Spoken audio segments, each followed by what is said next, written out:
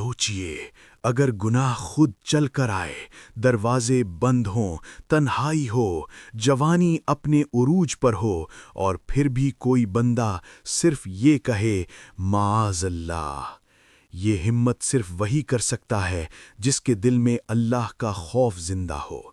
یہ واقعہ ہے حضرت یوسف علیہ السلام کا، جو صرف ایک کہانی نہیں بلکہ ایمان اور صبر کا زندہ ثبوت ہے۔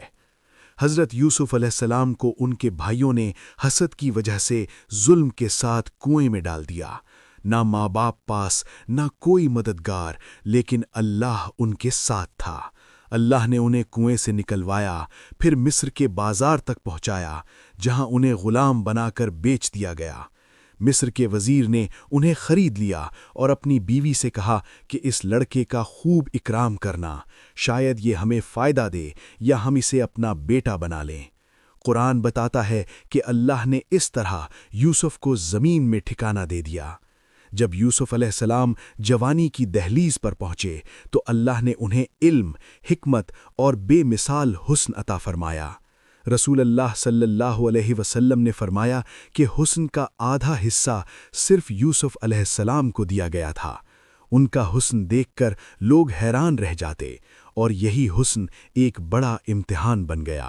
ایک دن وزیر کی بیوی نے دروازے بند کر لیے، تالے لگا دیے اور یوسف علیہ السلام کو برائی کی دعوت دی۔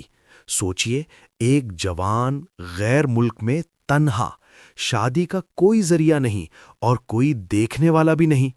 دنیا کے لیے یہ سب سے آسان موقع ہوتا، لیکن یوسف علیہ السلام نے فوراً کہا معاذ اللہ، میں اللہ کی پناہ چاہتا ہوں۔ انہوں نے کہا کہ میرے رب نے مجھے کنویں سے نکال کر محل تک پہنچایا، میں اسی رب کی نافرمانی کیسے کر سکتا ہوں؟ یوسف علیہ السلام گناہ سے بچنے کے لیے دروازے کی طرف بھاگے، اور عورت نے پیچھے سے ان کا کرتا پکڑ لیا جو پیچھے سے پھٹ گیا۔ اسی لمحے دروازہ کھل گیا اور وزیر سامنے آ گیا۔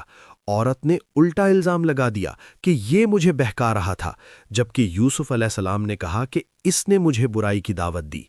ایک سمجھدار گواہ نے کہا کہ اگر کرتا آگے سے پھٹا ہو تو یوسف غلط ہے، اور اگر پیچھے سے پھٹا ہو تو عورت غلط ہے۔ جب دیکھا گیا تو کرتا پیچھے سے پھٹا ہوا تھا اور سچ صاف ہو گیا، لیکن سچ کے باوجود بدنامی سے بچنے کے لیے یوسف علیہ السلام کو جیل بھیج دیا گیا۔ یہاں ایمان کا وہ مرتبہ نظر آتا ہے جو صرف انبیاء کا ہوتا ہے۔ یوسف علیہ السلام نے اللہ سے دعا کی، یا اللہ، مجھے یہ قید زیادہ پسند ہے اس گناہ سے جس کی طرف یہ مجھے بلا رہے ہیں، یعنی گناہ سے بچنے کے لیے زندگی بھر کی جیل بھی قبول ہے۔ اللہ نے ان کی دعا قبول فرمائی، جیل بھی ان کے لیے رحمت کا ذریعہ بنی، اور آخر کار اللہ نے انہیں قید سے نکال کر مصر کے خزانوں کا ذمہ دار بنا دیا۔ یہ واقعہ ہمیں یہ سکھاتا ہے کہ گناہ کا خیال آنا گناہ نہیں، لیکن گناہ پر عمل کرنا گناہ ہے، اور جو بندہ اللہ کے لیے صبر کرتا ہے، اللہ اسے دنیا اور آخرت دونوں میں سرفراز کرتا ہے۔ اگر آپ چاہتے ہیں کہ قرآن کے ایسے ہی ایمان افروز واقعات، صبر اور پاک دامنی کی کہانیاں آگے بھی سنتے رہیں تو ابھی چینل کو سبسکرائب کریں اور بیل آئیکن ضرور دبائیں تاکہ کوئی بھی واقعہ آپ سے مس نہ ہو۔